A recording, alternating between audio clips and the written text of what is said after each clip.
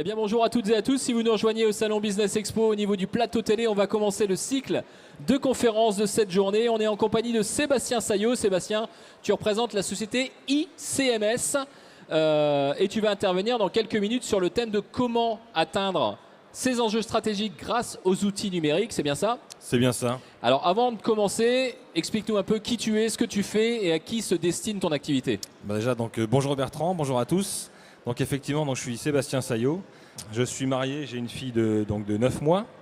Pour faire très rapide et très simple, j'ai un parcours assez simple. J'ai les dates clés qui sont notées. Donc en 82, je suis né, j'ai 40 ans, donc voilà, cette année. En 92, j'ai eu mon premier PC. Alors, c'est pour montrer qu'effectivement, très tôt, j'ai eu la chance de pouvoir découvrir l'informatique et de pouvoir justement mettre les mains dedans. À l'époque, j'avais un MO5. Je ne sais pas si tu as connu, Bertrand, mais carrément. Il fallait une télé, on me branchait un magnétophone avec un clavier. C'était la fête. En 99, j'ai eu le crabe. Donc j'ai eu un cancer qui a fait qu'effectivement, à 17 ans, je me suis retrouvé avec une prothèse de genou. Alors, dit comme ça, c'est pas très intéressant, mais c'est pour la suite. En 2005, j'ai commencé la vie active. J'ai été pendant 16 ans dans le milieu de la bureautique, où j'ai vendu aux entreprises des solutions d'impression. En 2012, j'ai changé d'employeur. Tout ça pour arriver en 2019, où en 2019, j'ai été réopéré finalement de ma prothèse de genou de 99. Elle avait légèrement pris un peu ses largesses dans mon fémur. Et ce qui a fait que j'ai une opération qui m'a coûté 3 prothèses, une prothèse de hanche, une prothèse de fémur et une prothèse de genou. Et donc j'ai dû faire une reconversion forcée. Et donc j'en suis venu à trouver finalement quoi faire. Et donc mon parcours a fait que j'en suis arrivé là où je suis. C'est-à-dire que comme j'avais une passion pour l'informatique, à l'époque j'avais fait un peu de basique, j'ai fait un peu d'HTML plus tard. Ce qui a fait que je me suis dit il faut que je trouve un métier dans lequel je vais pouvoir m'épanouir malgré l'handicap entre guillemets, et de pouvoir justement trouver quelque chose qui me passionne. Et donc j'ai trouvé une licence de marque qui s'appelle InWin, dans lequel je suis justement dans le contact informatique de manière générale, avec la chance d'être autonome puisque je suis mon propre patron et donc je peux gérer mon emploi du temps comme bon me semble.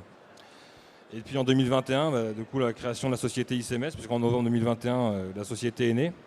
Et en juillet 2021, ma petite fille est née, donc voilà, j'ai tout fait la même année. Tous mes bébés sont nés la même année pour le moment. Donc là, il y a quand même du positif. On voit quand même que sur ton parcours, ça a été compliqué, ça a été difficile d'un point de vue physique. Là, t'es papa, t'es patron. Et qu'est-ce que tu proposes aujourd'hui? Alors du coup, ICMS, c'est une société qui a été créée en novembre 2021. Je suis basé à la pépinière de Villers-Bretonneux. Je fais un petit coucou à la CCI. Je suis partenaire du réseau InWin, qui est un réseau français basé à Angers qui m'apporte toute la solution technique. Moi, je suis quelque part le chef de projet, je suis un peu l'architecte des projets digitaux. Ma mission, c'est d'améliorer en fait la performance commerciale des entreprises via les outils numériques. Et donc ma cible, c'est forcément un peu toutes les organisations qui souhaitent être meilleures et plus visibles.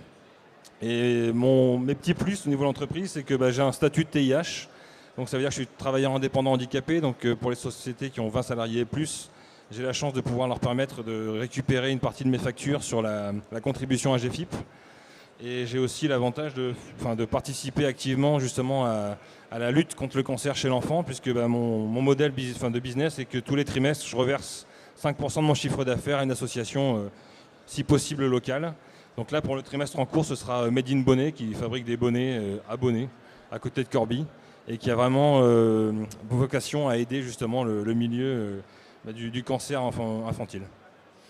Il y a des valeurs dans ton entreprise, il y a des grosses valeurs. On sent qu'il y a un besoin aussi de se sentir utile et de se rendre utile pour les autres. Quand tu marques améliorer votre performance commerciale grâce aux outils numériques, comment ça se traduit sur le terrain avec les clients? Ça se traduit par le fait que ICMS, ça signifie en fait beaucoup de choses, puisque CMS dans le milieu du web, c'est en fait la plateforme qui va faciliter la création d'un site. Alors moi, c'est pas le but premier de l'appellation. Le CMS, c'est conseil en marketing et stratégie numérique. Mais c'est aussi du coup tout ce qui est chefferie de projets digitaux, puisque c'est ce que je fais. Je fais tout ce qui est marketing et communication numérique, et tout ce qui est solutions web et e-commerce. Donc à chaque fois, on retombe sur le ICMS. Donc le logo est une histoire. Pour l'histoire du logo, je vous invite à passer sur le stand C110, où vous verrez sur le visuel pourquoi ce logo, puisqu'en fait toutes les lettres du nom en fait sont reprises dans le logo.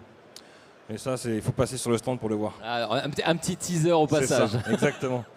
En fait, donc ICMS, c'est quoi? C'est 4 grands pôles d'expertise. Il y a la partie stratégie digitale qui est vraiment la partie prestation intellectuelle où on va vraiment travailler avec le client à co-créer la solution qui va bien, notamment sur de l'audit de site, l'audit de référencement. On va faire du conseil et de la vraie stratégie de positionnement. Il y a toute une partie ensuite visibilité numérique où là on est vraiment sur la partie produit web, la création de site internet, la partie application mobile, tout ce qui est référencement du site, tout ce qui va être ensuite publicité sur la partie web, donc que ce soit du Google Ads ou du Social Ads, tout ce qui est ensuite réseaux sociaux.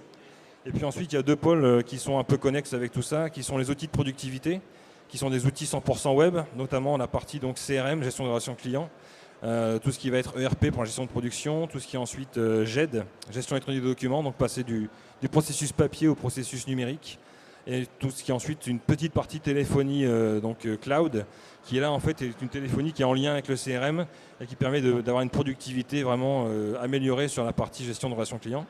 Et le dernier pôle, c'est vraiment solutions visuelles, c'est tout ce qui est création de contenu et tout ce qui va être ensuite écran interactif, moniteur professionnel. Et la création de contenu, c'est l'article de blog, c'est de la vidéo, c'est du logo, pourquoi pas. Donc c'est vraiment en fait un périmètre assez large. Et l'avantage du réseau, c'est que je suis assez généraliste parce que dans mon réseau, j'ai des experts dans chaque domaine.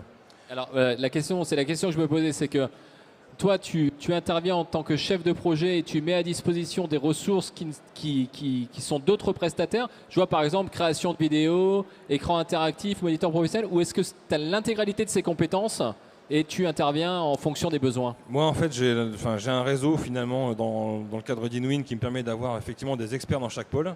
J'ai des experts qui sont dans la création de sites internet, des experts en web marketing. J'ai ensuite, pour tout ce qui va être les écrans, un partenariat avec Sharp qui me fournit des écrans interactifs. Sur les parties outils de productivité, c'est des outils dans lesquels j'ai un mix entre le réseau Inwin, des outils que le réseau m'apporte, et des réseaux que j'ai moi par mon passé, notamment la GED de bureautique. Donc en fait, l'avantage, c'est que moi j'ai une expertise technique de vernis superficiel, si je puis dire, mais déjà un bon vernis creusé.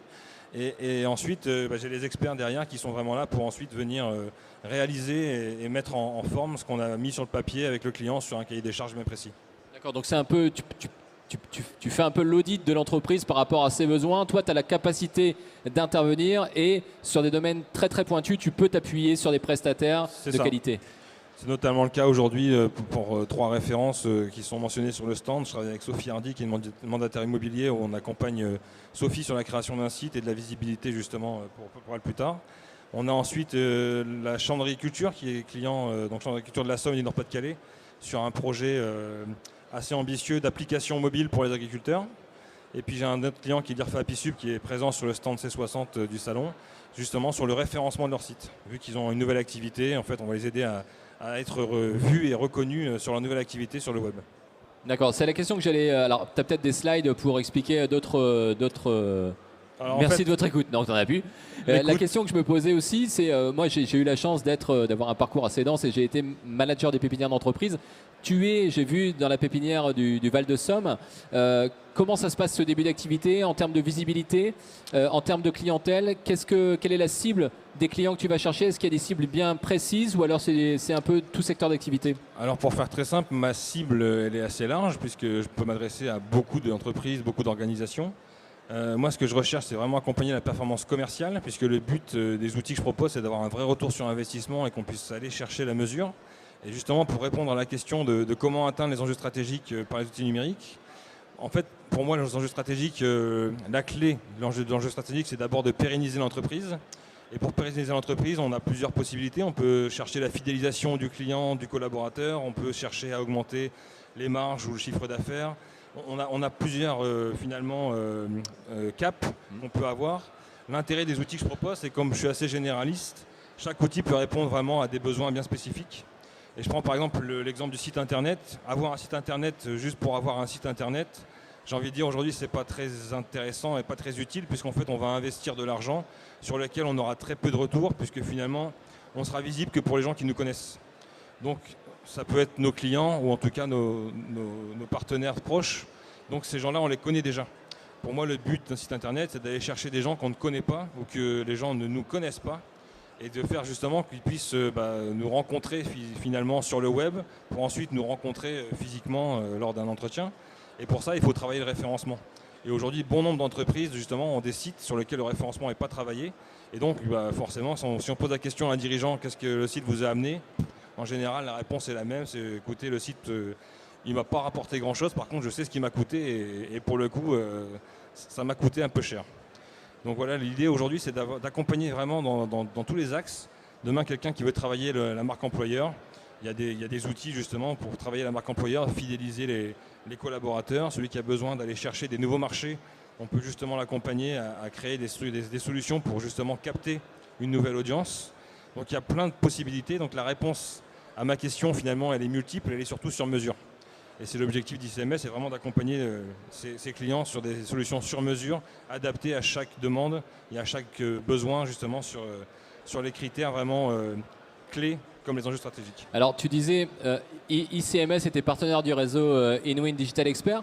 En termes de prospection, comment ça se passe pour toi? Parce qu'on te sait aguerri sur les outils digitaux, mais la prospection pure et dure, aujourd'hui, est-ce que le réseau est à même de te mettre à disposition des prospects ou comment tu gères toi ta prospection? Alors le réseau en fait a son site InWin, qui est en fait un portail de tous les acteurs justement du réseau. On est une vingtaine sur le national, donc représentant InWin. Et le site permet d'avoir du lead qui est généré effectivement sur la demande de contact.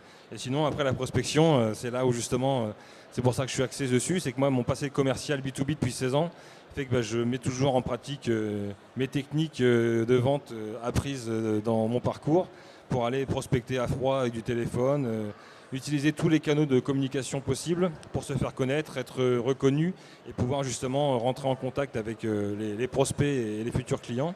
Et ensuite, je suis dans différents clubs, notamment le club ABC, dans lequel il y a un gala le 20 mai au BMB.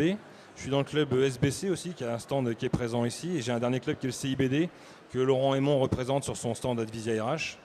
Et le but aussi, c'est de créer du réseau. Et aujourd'hui, le réseau, c'est important. On sait que forcément, plus on va avoir de contacts réseau face à face, et plus d'impact on aura, effectivement, en plus des outils digitaux. Donc bien implanté au niveau des réseaux locaux et des clubs business. Tes attentes aussi par rapport à ce salon auquel tu participes, tes exposants aujourd'hui? Pour la première fois, du coup, j'étais visiteur l'année dernière, exposant cette année. Mes attentes, elles sont simples, c'est justement gagner en visibilité, pouvoir démontrer et montrer ce qu'on sait faire, pouvoir justement faire en sorte de rentrer en contact avec tout un tas de gens que je ne connais pas encore et de pouvoir échanger, apprendre des différentes relations qu'on noue. Et puis surtout, l'objectif, c'est, on ne va pas se le cacher, forcément le commerce. Et donc plus il y a de contacts, plus on a de possibilités de pouvoir contacter les gens par la suite.